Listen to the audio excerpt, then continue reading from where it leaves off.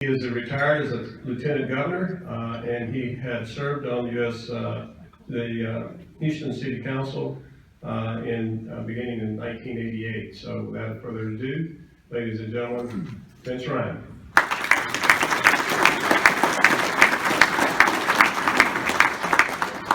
Thank you very much, Commissioner. And when I retired as Lieutenant Colonel of Army Reserves, one of the best things that I was what was called a foreign area specialist, which was a specialty that was developed to focus and concentrate on different parts of the world. And the part that I became a specialist in was Latin America, because my master's degree at Rice was on the early development of the Mexican petroleum industry in 1914. So if anybody's interested in petroleum, I can tell you a little bit about the history of Mexico and petroleum. And I rarely will find an educated Mexican who doesn't know that history better than I do. But I would be surprised if there's very many people in this room who know that history. But interesting enough, the connection with Panama was the reason I got interested in that history was my grandfather built a railroad across the Isthmus of Tehuantepec in Mexico that opened up about the same time the Panama Canal opened up. And for the first few years of that railroad, you could ship containers, those days containers, across the Isthmus of Tehuantepec cheaper than you go through the canal. But then the revolution in Mexico disrupted the rail transportation. At least one reading of history is it allowed the canal to get really up and going, which began in 1914. So by the time the revolution calmed down in Mexico, the Panama Canal was up and going, and you could ship things far cheaper through the canal. Now, with that said, history goes really in circles. Let me ask you this to begin with, too. How many people in this room have been to Panama? Now, everybody who's been to Panama, and I tell people from Panama who raise their hands, who've been to Panama, I think will agree with me. If you haven't been to Panama, whether you're going on business reasons or on a vacation, go to Panama. It's a beautiful, beautiful place. I told this earlier. Anybody here from Miami? Nobody in the room from Miami that I can tell this story. Panama City, Panama is like Miami with three differences. Now, a lot of people have been to Miami, right? How many people have been to Miami? Here are the three differences in Panama City, Panama than Miami, Florida. In Panama City, Panama, they use the dollar and always have. But everything's cheaper in Panama City, Panama than it is in Miami. In Panama City, Panama, they speak more English than they do in Miami. Virtually any educated Panamanian will speak excellent English, and it's a horrible place to practice your Spanish. But here's the third difference between Panama City, Panama and Miami, Florida. In Panama City, Panama, they like Americans better than do Miami. And anybody who's spending time, that's why I asked if anybody from Miami, but it really is a partner in so many ways with this region. And when Commissioner Myers first called me about 36A Coalition and what the goal is, I thought to myself, oh, that sounds very interesting. I came down and he and a couple other people gave me a briefing. It blew me away, because one of my frustrations in being one of the last American board members in the Panama Canal Commission, there were 5 Americans and 4 Panamanians in the final commission that handled the handoff to Panama. One of the things I worked on in the Panama Canal Commission was about a week a month, both going to Panama and also going around the world to assure the world that Panama was well prepared to take over the canal, and they were, and they had done a marvelous job with the canal. But I was the co-chair of the committee that was studying the expansion of the canal. And there was no question in my mind, even then, in December 31st, 1999 is when we did the transition of the canal, no question in my mind that if this region, and in those days, and quite frankly, until I met with Andy and his group, until that meeting, I was always focused on the Port of Houston, but this region was prepared for the expansion of the canal. No place in the world would benefit from the expansion of the canal greater than Panama, but this region could be the second biggest beneficiary of that expansion. And the ambassador gave you the numbers, gave you the figures, and he's exactly right. Now, Again, what do we need though? We need to have the port facilities, we need to have the rail capacity, we need to have the highway capacity. And that's what's so exciting about what this group, what you all are doing, is as a region, if you follow through and accomplish the goals that you've set out, expanding on the depth of the Freeport, adding the highway connectivity, adding the railroad connectivity. And quite frankly, until I met with Commissioner Myers and a small group, I had forgotten really how important Rosenberg was to the rail. And that there is a nexus here of the three major railroads. And when you look at the density that's coming, we came out the Southwest Freeway here to come out here. And it's amazing to someone who's a native Houstonian as I am, every time I drive out, I remember back in the 1980s with the Houston Rotary Club, we would go out to the prisons and actually have sessions with prisoners, and everything along what is now the congested 59, much of that used to be state prisons. And look at it now, and coming out here, the development that's going on. Well, with this vision of the 39 corridor, I think then we can be prepared as a region, as a state, really as a nation, to be fully prepared for this expansion of the canal. Again, I say with a lot of love and respect for Panama, is once it goes through the canal, once that container ship goes through the canal, they really don't care where it goes to. It's going to go through the canal if it's going to the east anywhere. We're the ones who have to show that we care, we want, we need, we are prepared for accepting that container traffic in this region. And what your vision is of the 36A corridor, I think says it. And I think also, I'm glad that the meetings have been going well, that Commissioner Myers has been leading with other elected officials, especially those in Harris County and the Port of Houston Authority, because the more we work together, I think the more we can take advantage of this expansion of the Panama Canal. Now, just as a little side note, one of the probably big things in the next 20 or 30 years will be trying to convince the Panamanians to expand the canal even further. Because while the new canal is going to be able to handle a ship, 2.5 times as big, right? I think you said about 3,800 containers currently, up to 12,000, 12,500 containers. But now container ships are being built 14, 15, 16,000 containers. So even as the canal expands, we need to be prepared. And again, I think that's where this coalition you're leading, Commissioner Myers, can make a huge difference, because the Port of Freeport can expand much, much less expensively than, say, the Port of Houston. I mean, Port of Houston and the Panama Canal was mentioned. They were not only begun the same years and opened the same years, the original federal legislation that created the funding mechanism to study both was the same legislation. So there's a lot of parallels between the two. But as the canal looks at, and they're doing it right now, I try to stay abreast with canal activities, they're looking at even what's the next step might be in the next 20 or 30 years. We as a region need to be doing that, and again, what you're doing here in the 36A Coalition, I think, is a dramatic step in the right direction. But as I tell people, and the other elected officials will, I think, agree on this, is democracy by its very nature is not meant to be efficient. It's meant to lessen the ability of human weakness to exercise itself. That's why you've got at county level 5 members of Commissioners Court, a sheriff, constables, county attorneys, district attorneys, a whole lot of different elected officials to keep any one of them from being too all-powerful. But that very same thing that makes our democracy so great is a challenge sometimes when we're trying to get ahead of the curve on things like being prepared for the expansion of the Panama Canal, and then working with Panama on what they do next and the other things they might do in the future. So with that, I'd be glad to take any questions about at least my perspective on what's going on.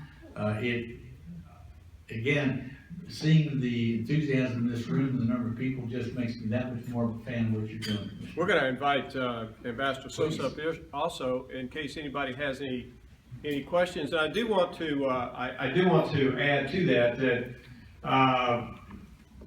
Commissioner Raddick and Judge Emmett both acknowledged that the Port of Houston, from a economic feasibility standpoint, really can't deepen to the 50+ feet that's necessary. It's just, it makes much more sense to make the improvements that are a lot cheaper at the Port of Freeport, and it allows these larger ships that are coming in to make the Port of Freeport the first port of call, and the Port of Houston the second port of call, because at that point in time, those ships do not need 50+ feet of draft. They can get in there at the 42 to 45 feet that the Port of Houston has. So they are cognizant of that. They've encouraged us, as I said, to meet with the commissioners in the Port of Houston.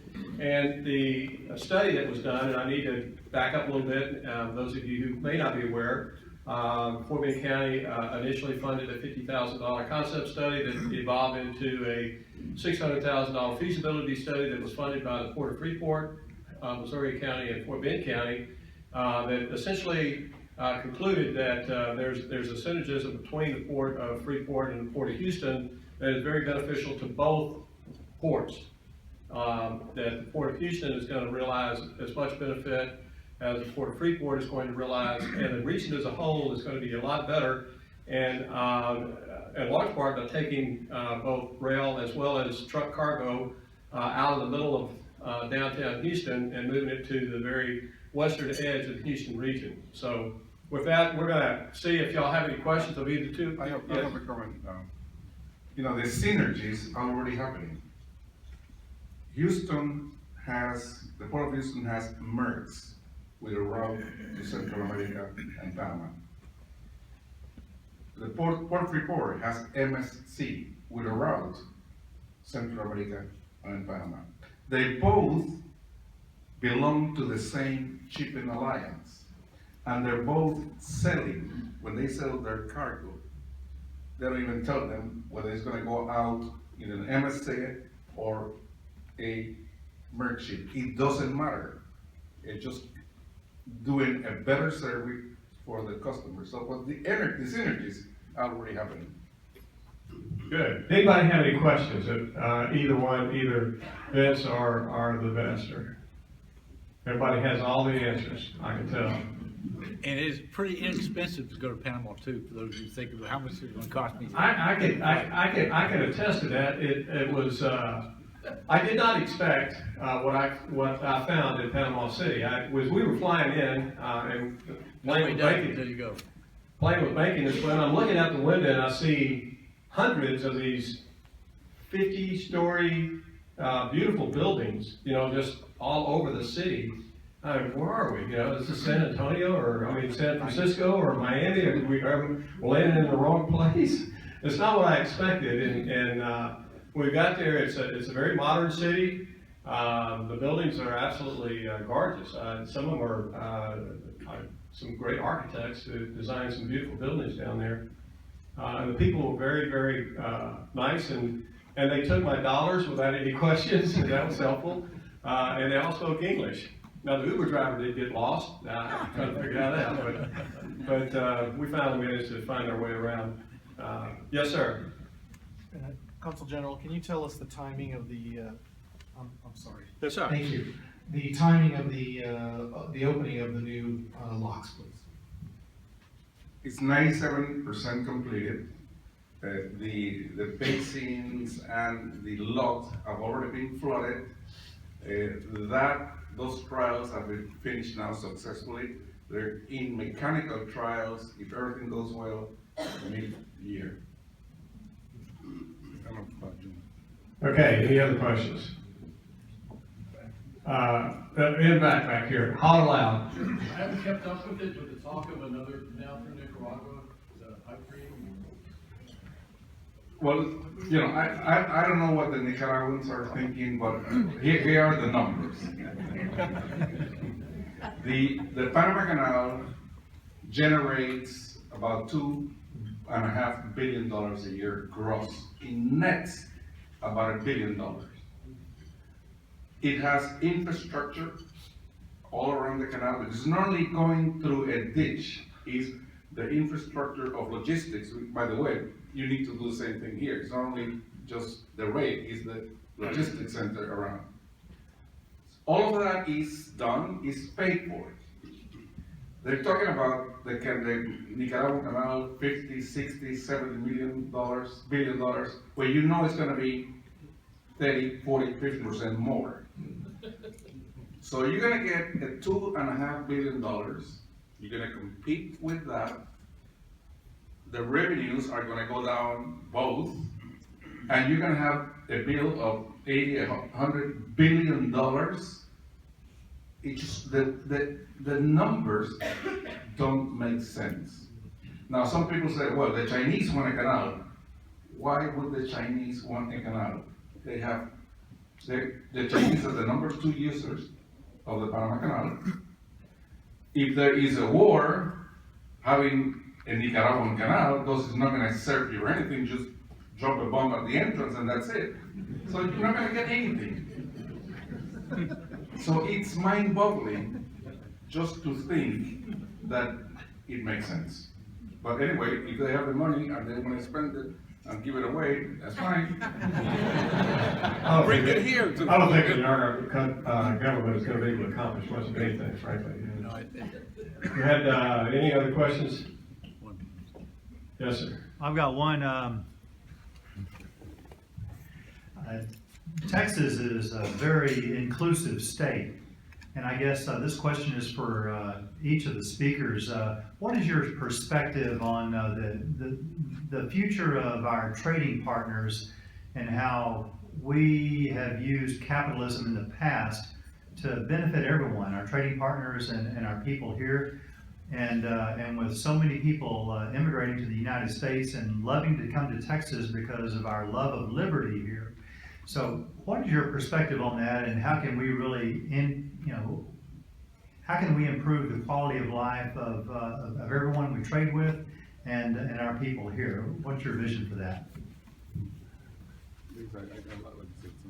I would say handed politician is probably, I'll say this, the expanded Panama Canal and what you all are talking about, 36A, will improve the business quality in Texas as we become truly even more a gateway for everything in the middle of America.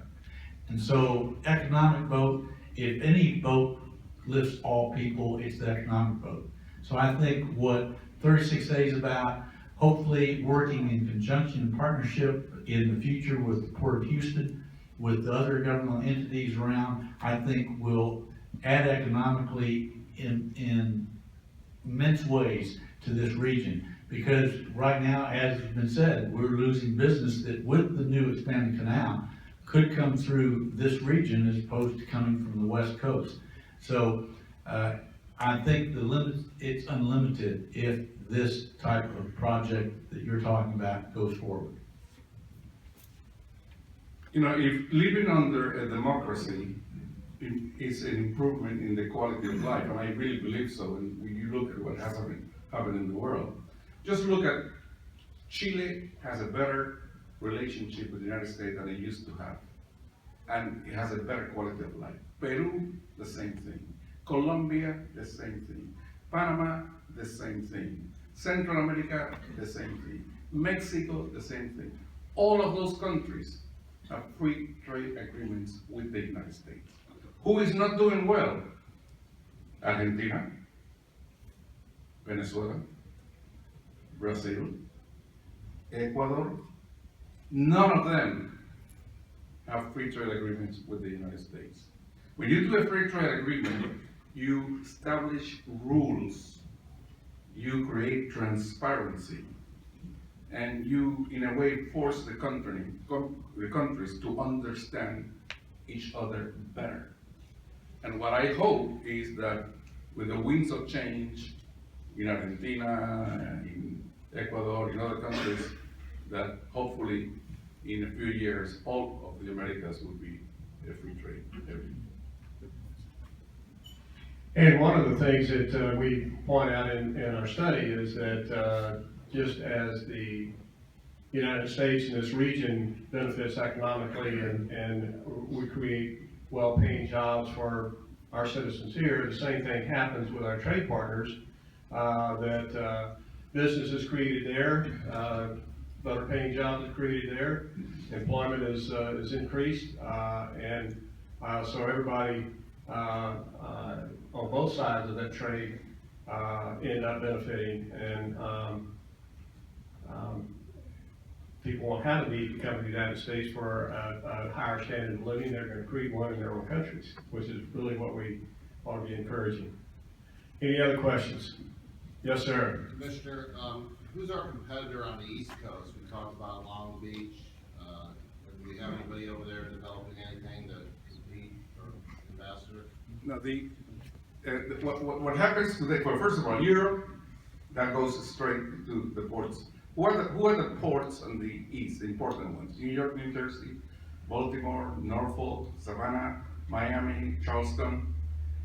The Far East that ships to the east, that most of that cargo stays within the area. The ones that are shipping to New York, they stays around the area. The ones that are shipping to Mid-Atlantic stays in the same area. Some ports are expanding, and what they're doing is moving that line into the Alabamas and Tennessees, but they're not gonna be able to take that cargo and back to mid-America. It just doesn't pay.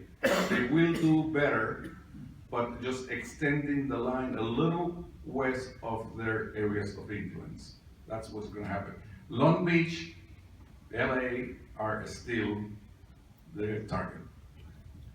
Mike, part of the study indicated that there potentially is one port, there are others, Port of Virginia, but one port that, the Port of Savannah, is controlled by the state of Georgia, and Georgia has committed to building the port actually on the coast.